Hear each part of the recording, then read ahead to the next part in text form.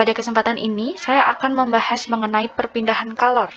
Ada dua bagian besar di sini, yang pertama mengenai asas Black, dan yang kedua mengenai perpindahan kalor itu sendiri. Yang pertama asas Black. Pernahkah kamu menambahkan air panas ke dalam air dingin? Apa yang terjadi pada air dingin tersebut? Apakah setelah ditambahkan air panas akan tetap terasa dingin? Pastinya tidak ya. Air yang semula dingin akan menjadi hangat setelah ditambahkan air panas. Mengapa air bisa menjadi hangat? Ya, betul sekali. Karena air dingin menerima kalor dari air panas yang kita tuangkan. Pada peristiwa seperti ini akan berlaku yang namanya asas Black. Apa itu asas Black? Asas Black merupakan suatu prinsip termodinamika yang dinyatakan oleh Joseph Black. Dalam asas ini terdapat 3 hal yang dijabarkan. Yang pertama, bila dua buah benda berlainan suhunya dicampurkan, jadi ada 2 buah benda. Ini ya, suhunya berbeda. Mungkin yang satu panas, yang satu dingin, kemudian dicampurkan, maka benda yang panas akan memberikan kalor kepada benda yang dingin, sehingga suhu akhirnya akan menjadi sama. Yang kedua, banyak kalor yang diserap benda dingin sama dengan banyak kalor yang ditinggal benda panas. Jadi misalkan kita mencampurkan air panas ke dalam air dingin, maka kalor yang diterima oleh air dingin itu nilainya atau besarnya akan sama dengan kalor yang diberikan air panas atau dilepaskan air panas. Yang ketiga, benda yang didinginkan melepas kalor yang sama akbar dengan kalor yang diserap bila dipanaskan. Secara ringkas, bunyi asas Black seperti ini, yang merah. Pada percampuran dua zat, banyak kalor yang ditinggal zat suhunya lebih tinggi sama dengan banyak kalor yang diterima zat yang suhunya lebih rendah. Atau jika kita buat persamaannya, asas Black ini menjadi Q lepas sama dengan Q terima. Ini baca biasanya gampangnya Q lepas sama dengan Q terima. Q ini kan kalor ya. Kalor yang dilepaskan sebuah benda bersuhu yang lebih tinggi itu akan sama dengan kalor yang diterima suatu benda yang suhunya lebih rendah. Seperti ketika kita mencampurkan air panas ke air dingin. Kalor yang diterima air dingin ya sama dengan kalor yang dilepaskan air panas. Sehingga nanti suhunya itu airnya akan bercampur dan membentuk suatu suhu. Namanya suhu kesetimbangan atau suhu akhir. Pada asas Black ini juga berlaku hukum kekekalan energi, di mana suatu energi, khususnya energi kalor, itu tidak bisa dimusnahkan ataupun tidak bisa dipindah ataupun tidak bisa diciptakan. Kalor hanya bisa dipindahkan atau berubah dari satu bentuk ke bentuk lainnya. Jadi panasnya itu nggak hilang kemana-mana. Panas dari air panas tadi itu akan berpindah ke air dingin. Yang mana berlaku ini rumus asas Black. Oke, coba kita perhatikan. Q lepas. Seperti biasanya, Q atau kalor rumusnya adalah M kali C kali delta T. Tetapi di sini ada tulisan 1 ya di bawah ini. Artinya apa? M, C, delta T ini milik benda yang pertama. Sedangkan Q terima rumusnya sama dengan M2 dikali C2 dikali delta T2. 2 ini karena berasal dari benda kedua.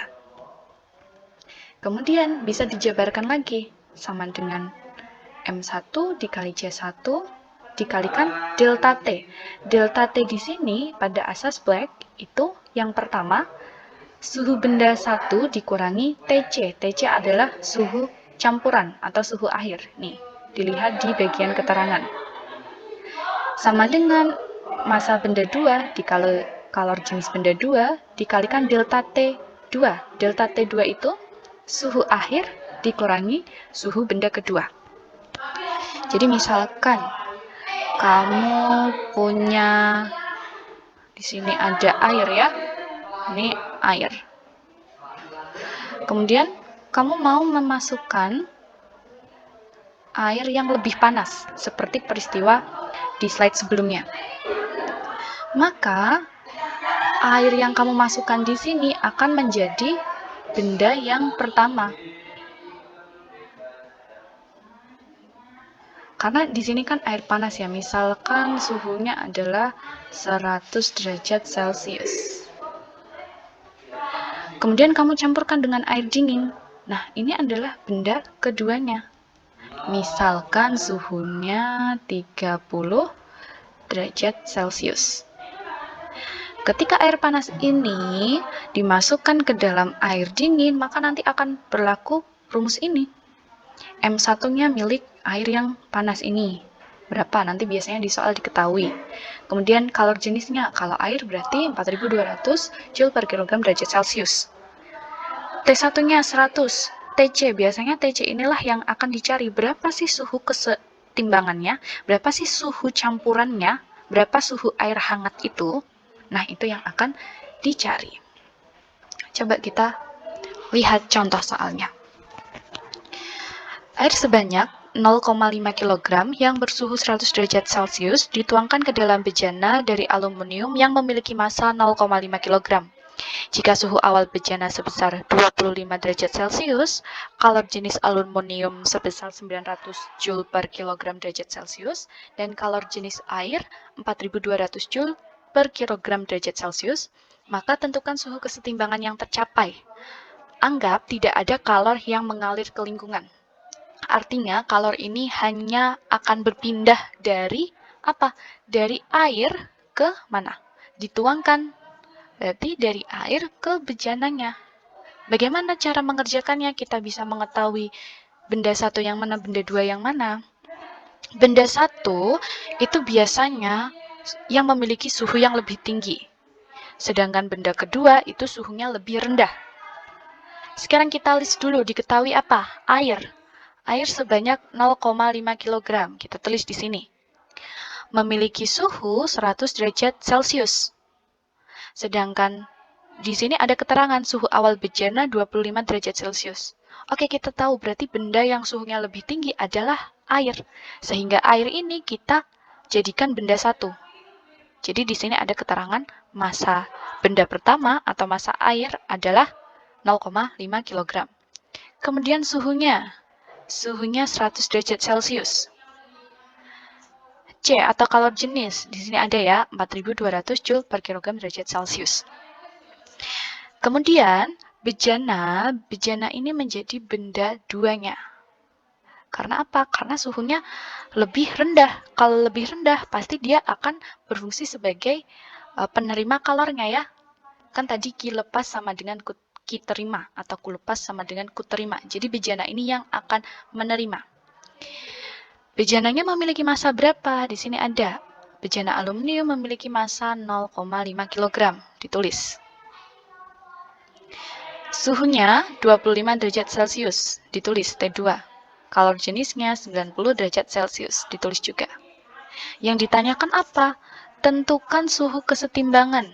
Jadi suhu kesetimbangan itu bahasa lainnya bisa suhu akhir, bisa suhu campuran. Jadi nanti kalau bahasanya diganti, sebutannya diganti di soal, anak-anak harus tahu ya, suhu kesetimbangan itu ya sama dengan suhu akhir, ya sama dengan suhu campuran, atau lambangnya TC kecil. Nah, ilustrasinya seperti ini. Kamu punya bejana aluminium, kamu punya air. Di sini air panasnya mau ditumpahkan, dituangkan ke bejana kosong yang memiliki massa dan memiliki suhu awal. Bagaimana asas Black berlaku pada sistem ini? Oke, silahkan dilihat. Kita masukkan rumus yang pertama. Q lepas sama dengan Q terima. Q lepas sama dengan Q terima. Ditulis dulu rumusnya. M1 dikalikan C1 dikalikan delta T1 sama dengan M2 dikalikan C2 dikalikan T2.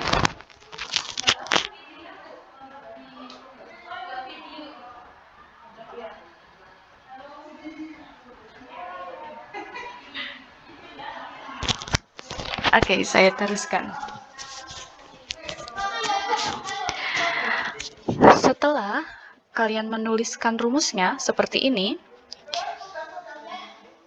Nah, sampai di rumus ketiga ini ya, kalian bisa memasukkan angka dari yang sudah kalian ketahui sebelumnya dari part ini.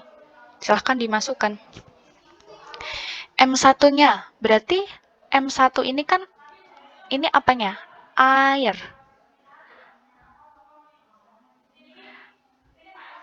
Kemudian Q-terimanya, ini yang bejananya ya. Bejananya. Kita masukkan massa air 0,5. Kalor jenis air 4200. Dikalikan T1 kurangin TC.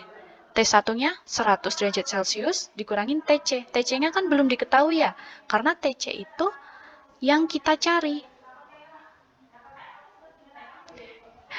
Sama dengan M2-nya 0,5 dikalikan C2-nya 900 dikalikan TC dikurangi T2. TC-nya tetap ditulis karena belum diketahui, atau ini yang ditanyakan, T2-nya ditulis dikurangin 25 derajat Celcius. Untuk mempermudah, kamu kalikan dulu yang tanpa TC. Jadi ini 0,5 dikalikan 4200 dulu. Hasilnya adalah 2100. Kemudian 0,5 dikalikan 900. Hasilnya 450. 100 men TC-nya kamu bawa turun ke sini. Ini juga yang ada TC-nya kamu bawa turun ke sini. Sekarang menjadi persamaannya 2100 dikali 100 dikurangi TC sama dengan 450 dikali TC dikurangi 25. Cara mengerjakannya, kamu harus melakukan perkalian pada masing-masing ruas. Yang pertama, kalikan dulu yang sama-sama hanya angka. Ini kan 2100 dikali 100 sama dengan 210.000. Kemudian 2100 juga dikalikan dengan TC ya. Sama dengan berapa? 2100 TC. Di sini ada simbol pengurangan. Sama di sini juga dibawa ke sini ya. Setelah itu dikalikan yang ruas satunya. 450 dikalikan TC. Berarti 450 TC. Dikalikan 4500 dikali 25. Hasilnya 11.250. Jika dilihat pada step ini, akan ada hasil yang angka saja. Ini 210.000 sama 11.250. Ini kan angka saja ya. Ada juga yang angka sama ada TC-nya belakangnya. 2100 TC sama 450 TC. Yang harus kamu lakukan di sini adalah kelompokkan hasil perhitungan yang hanya angka dan ada TC-nya. Jadi yang angka dijadikan sama dengan angka, yang TC jadikan sama-sama TC. Nah, ini 210.000 kamu turunkan. Kemudian di sini kan minus 11.250. Harus dipindah ruas biar sekelompok sama yang sebelah kanan ini. Sebelah kiri, maaf ya.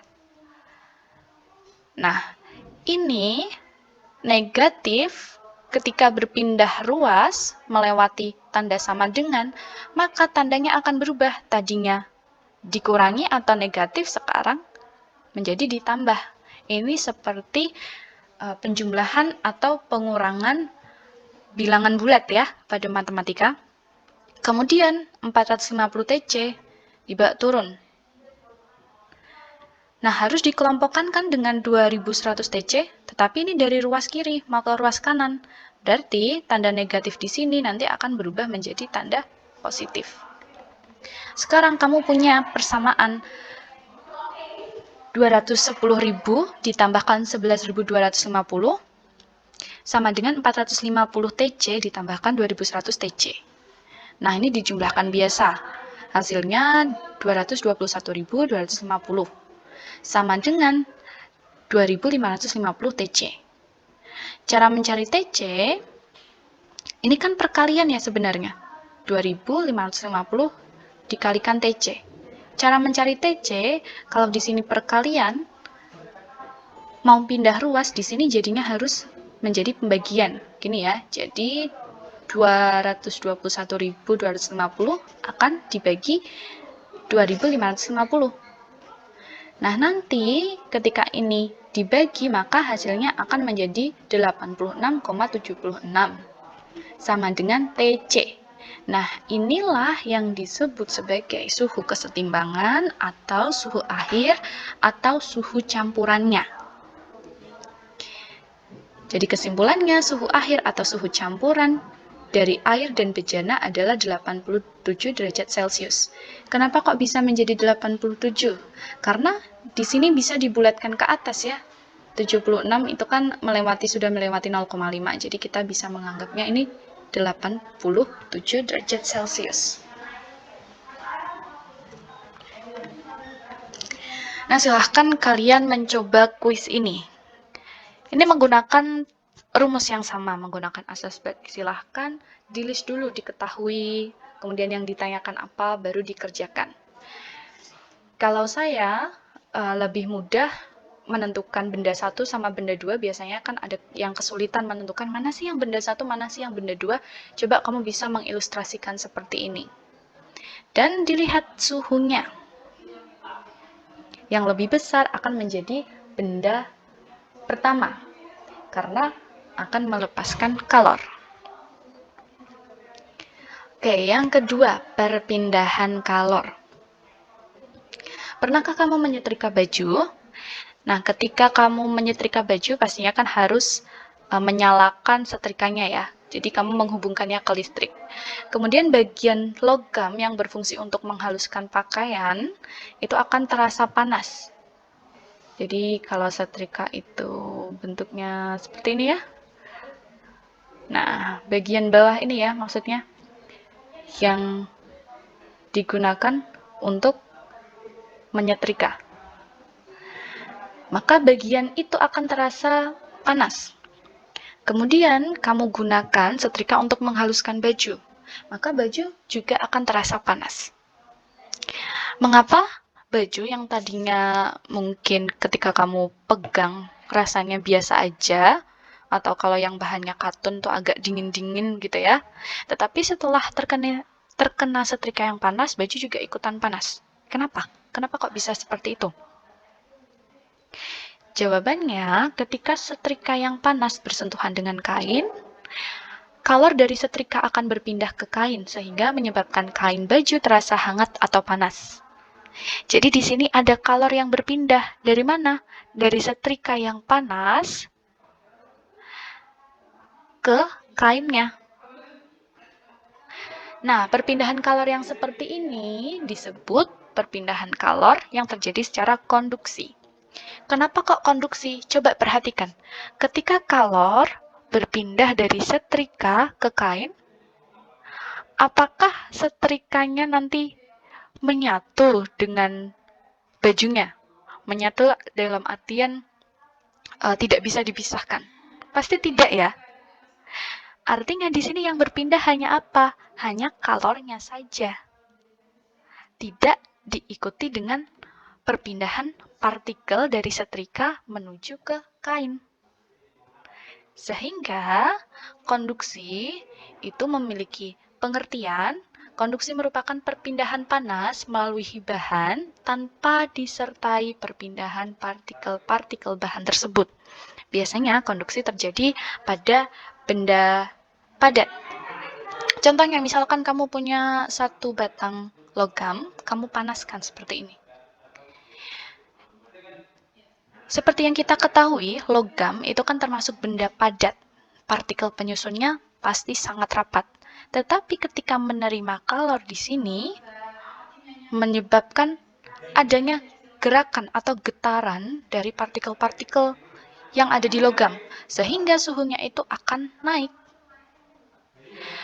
Ketika suhunya akan naik, lama-kelamaan kalor itu akan berpindah atau menjalar ya. Tetapi partikel-partikelnya itu tidak ikut berpindah. Jadi ini partikelnya tuh tidak, yang dari kiri itu tidak ke kanan, atau dari kanan itu tidak berpindah ke kiri, atau partikel yang ada di api ini tidak terus berpindah ke besinya. Yang terjadi di sini hanya partikel itu bergetar, anak-anak. Bergetar diam di tempatnya. Tetapi karena semuanya bergetar, maka akan menyalurkan atau dapat memindahkan kalor. Sehingga awalnya di sini panas, lama-kelamaan jika kita teruskan pemanasannya, maka di sini juga ikut panas. Suhunya ikut naik karena partikelnya ikut bergetar. Jadi diingat ya, partikel pada perpindahan kalor konduksi itu tidak berpindah. Di sini ada kata kuncinya, tanpa disertai perpindahan partikel. Misalkan, perhatikan ilustrasi berikut. Jika terdapat 3 buah sendok, yaitu sendok kayu, sendok logam, dan sendok plastik, yang ukurannya sama. Kemudian kamu celupkan ketiga sendok ini ke dalam gelas yang berisi air panas. Volumenya sama, gelasnya sama, suhunya sama. Tunggu beberapa menit lalu pegang ujung sendok tersebut. Sendok manakah menurutmu yang akan terasa panas? Sendok kayu, logam, atau plastik? Oke, jawabannya pasti sama, sendok logam akan terasa panas. Mengapa demikian? Karena bahan logam dapat menghantarkan kalor dari air panas. Nah, sifat suatu bahan yang dapat menghantarkan panas dengan baik disebut sebagai konduktor. Jadi, bisa dikatakan bahwa sendok logam ini merupakan konduktor. Sedangkan bahan kayu dan plastik, kenapa kok tidak terasa panas ya? Karena keduanya merupakan bahan penghantar panas yang buruk atau dikenal dengan sebutan isolator. Nah, ini ada beberapa contoh bahan-bahan konduktor dan isolator. Ada timbal, baja, aluminium, emas, tembaga, perak. Ini bajanya semakin ke kanan, maka kemampuan menghantarkan panasnya itu lebih baik. Kenapa ya kok setiap benda sama-sama konduktor? Kan berarti timbal, baja, aluminium, emas, tembaga, perak sama-sama konduktor. Tetapi kok kemampuan menghantarkan kalornya perak lebih baik ya daripada aluminium? Kenapa seperti itu?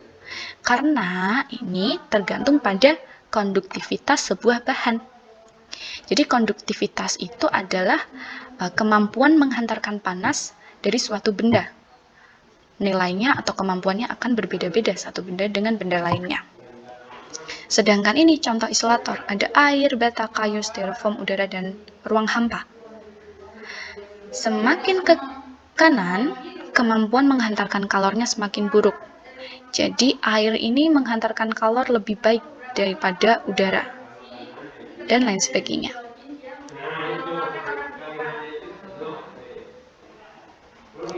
Oke, sekarang, pernahkah kamu memasak air? Seperti ini ya, memasak air. Jadi di sini ada api, di sini kamu pakai wadah. Ini ada airnya mengikuti bentuk wadahnya ya. Jadi ada yang di bawah, ada yang di tengah ini, ada yang di atas. Pertanyaannya, mengapa kok bisa ya seluruh bagian air pada akhirnya akan menjadi panas, kemudian mendidih?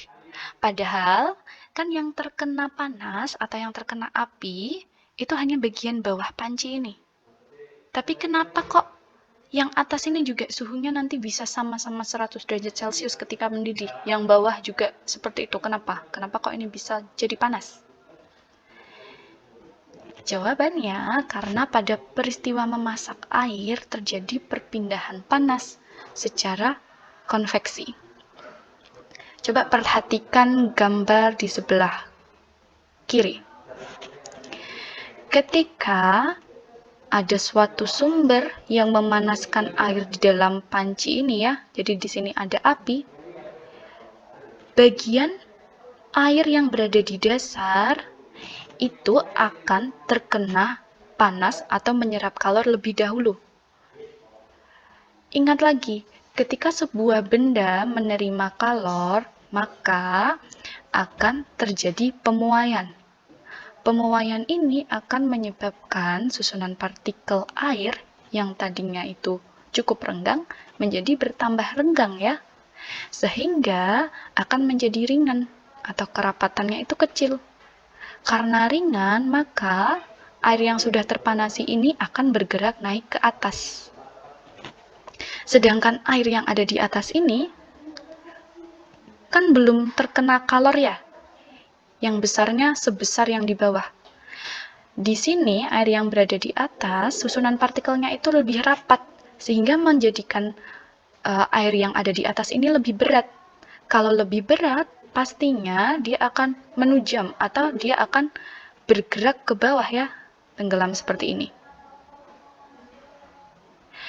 Nah, ketika air ini tenggelam di sini, terkena panas, maka dia akan memuai, nanti naik lagi, sampai di sini dingin lagi, turun lagi karena kerapatannya menjadi lebih rapat, lebih besar.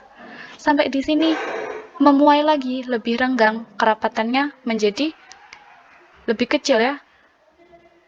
Lebih kecil itu artinya sangat renggang. Kemudian naik lagi, terus seperti itu anak-anak. Jadi di sini akan terbentuk aliran konveksi atau alur konveksi yang terus berulang-ulang. Nah, di sini berarti kan kalor itu berpindah bersama airnya ya. Jadi airnya tuh juga ikut berputar, ikut muter, ikut berpindah. Nah, perpindahan kalor seperti ini dinamakan konveksi. Karena pada contoh yang sudah kita pelajari tadi, perpindahan kalor terjadi disertai dengan gerak partikel-partikel bendanya. Jadi tadi partikel airnya itu ikut bergerak, membentuk sebuah aliran konveksi. Nah, biasanya konveksi ini terjadi pada benda yang berwujud gas atau yang berwujud cair. Oke, apa saja contoh peristiwa konveksi dalam kehidupan sehari-hari? Jadi ada angin laut dan juga angin darat. Kita bahas dulu angin laut. Angin laut terjadi pada siang hari. Daratan akan lebih cepat panas daripada lautan. Karena daratan itu memiliki kalor jenis yang lebih kecil sehingga lebih mudah untuk menyerap kalor. Oleh karena itu ketika siang hari daratan lebih mudah panas, maka udara di atasnya akan memuai dan bergerak ke atas. Nah, ketika daratan ini suhunya tinggi, maka tekanan udaranya itu akan menjadi lebih kecil. Sedangkan di lautan, karena suhunya itu lebih rendah dibandingkan dengan daratan, maka memiliki tekanan udara yang lebih tinggi. Sehingga nanti udara yang ada dari laut itu akan berhembus menuju ke daratan. Karena mengapa? Karena udara itu akan berhembus dari daerah yang bertekanan tinggi ke daerah yang bertekanan rendah. Sedangkan sedangkan angin darat di sini ya, itu terjadi pada malam hari. Biasanya angin darat ini dimanfaatkan nelayan untuk pergi ke laut atau untuk mencari ikan ya. Nah, pada saat ini karena tidak ada matahari, maka daratan itu akan menjadi lebih cepat dingin daripada lautan. Karena lautan tadi kan kalor jenisnya lebih tinggi ya, jadinya lautan itu air memiliki sifat dapat menyimpan panas cukup lama. Sehingga dalam keadaan matahari itu tidak ada atau malam hari, suhu di laut itu akan lebih hangat daripada suhu di daratan. Akibatnya apa? Ketika suhu di laut ini lebih tinggi atau lebih hangat, maka udara di atasnya akan memuai dan bergerak ke atas. Nah, tekanan udara di sini, di atas laut ini, akan menjadi lebih kecil. Sehingga nanti udara dari daratan itu akan bergerak ke daerah laut karena adanya perbedaan tekanan udara, di mana tekanan udara di darat itu lebih tinggi daripada di lautan. Nah, karena ada perputaran ya di sini, ini terjadi perpindahan kalor melalui partikel-partikel udara. Di sini ada alirannya juga sama seperti air tadi. Jadi ini termasuk ke dalam peristiwa perpindahan kalor secara konveksi. Kalau angin laut ini biasanya untuk nelayannya pulang karena hembusannya dari laut ke darat. Nah, seperti yang saya jelaskan tadi, bahwa terdapat hubungan suhu dan tekanan udara pada peristiwa angin darat dan angin laut. Ketika udara menerima kalor, maka udara itu akan memuai, yang menyebabkan susunan antar partikel penyusunnya itu semakin renggang. Hal ini menyebabkan tekanan udaranya itu akan semakin kecil. Sehingga kalor, suhu, dan tekanan udara itu memiliki hubungan semakin tinggi suhu, maka tekanan udara akan semakin rendah. Terjadinya angin darat dan angin laut itu juga berlaku hukum Bois-Ballot yang menyatakan angin akan bertiup dari tekanan maksimum ke tekanan yang minimum. Kemudian saat kamu berjalan di siang hari yang cerah, tubuhmu dapat merasakan panas matahari. Bagaimana kalor dari matahari dapat sampai ke tubuh? Pastikan kamu merasakan kalau berjemur tambah anget ya tubuhnya gitu. Kenapa ya kok kalor dari matahari bisa sampai ke tubuh? Padahal kita tahu bahwa matahari itu posisinya ada di luar angkasa ya, ada di ruang angkasa yang jaraknya jauh. Kemudian kalau sudah ada di luar bumi, pasti sudah tidak ada udara ya. Jadi ada namanya ruang hampa atau ruang tanpa udara. Nah, kalor dari matahari ini ternyata bisa berpindah melalui ruang udara itu, walaupun tidak ada medium apapun. Jadi ruang hampa udara ini tidak ada udara sama sekali, tetapi kalornya masih bisa berpindah melewatinya. Nah, perpindahan kalor yang seperti ini, kemudian kan kalor matahari itu sampai bisa ke tubuh manusia, jadi kita bisa merasakan hangat gitu. Perpindahan kalor dari matahari sampai ke bumi terjadi secara radiasi. Begitu juga kalor yang diterima tubuh dari pancaran matahari juga berpindah secara radiasi. Sehingga dapat dikatakan bahwa radiasi adalah perpindahan kalor tanpa memerlukan medium. Jadi tadi, di ruang hampa itu tidak ada udaranya, tidak ada mediumnya. Tetapi kalor tetap bisa berpindah, yaitu dengan cara apa? Radiasi. Peristiwa perpindahan kalor dalam kehidupan sehari-hari, contohnya ada banyak sekali. Misalkan di gambar ini, ada seseorang yang sedang memanaskan air. Di sini terjadi 3 cara perpindahan kalor. Yang pertama, ketika ini ada api ya, ada api di sini, maka di sekitarnya akan terasa panas juga kan? Kalau kamu di dekat api, nah ini berpindah kalornya secara radiasi, jadi tanpa memerlukan medium. Tidak harus pakai apa-apa, dia bisa berpindah. Sedangkan ketika api ini mengenai panci, lama-lama pancinya panas. Lama-kelamaan kalau kamu pegang gagang pancinya ini, kalau bahannya sama-sama logam ya, maka di sini juga akan terasa panas. Kenapa? Karena ada perpindahan panas secara konduksi. Jadi di sini partikelnya semuanya bergetar di panci sampai ke gagangnya, sehingga suhunya, kalornya merambat, suhunya juga ikut naik. Sedangkan konveksi terjadi pada airnya. Ketika air bagian bawah terkena kalor, maka akan memuai, akan naik, dingin lagi akan turun, memuai lagi akan naik, dan seterusnya. Ini bisa dibaca, ada banyak sekali peristiwanya.